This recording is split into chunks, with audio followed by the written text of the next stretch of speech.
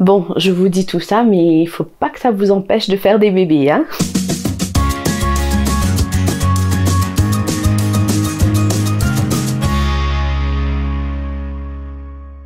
Alors, qui dit grossesse dit désagrément de la grossesse. Et oui, donc moi, ce que j'avais eu le plus, c'était les fameuses douleurs au dos. Je souffre de la sciatique.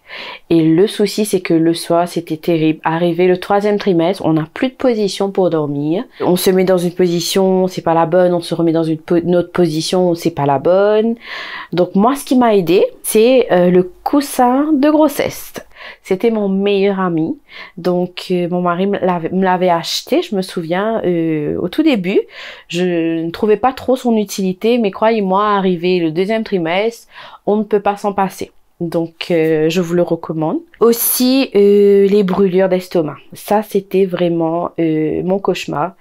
Parce que le soir, quand je me mettais au lit, bon, ça allait au départ, mais au milieu de la nuit, je me réveillais avec des brûlures pas possibles. J'avais des remontées acides et par moments, je rejetais tout mon repas.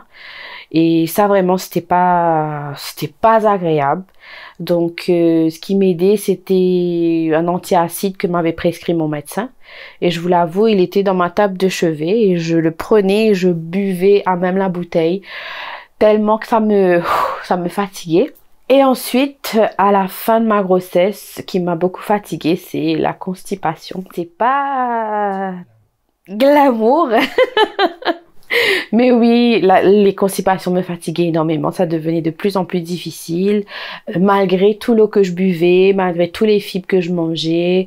Mais c'était vraiment mon système qui était devenu paresseux. Et le médecin me disait que c'était normal. Il n'y avait pas de remède à ça. Donc du coup, il fallait faire avec, quoi. Et n'en parlons pas, des bouffées de chaleur. Bon, je vous dis tout ça, mais il faut pas que ça vous empêche de faire des bébés, hein.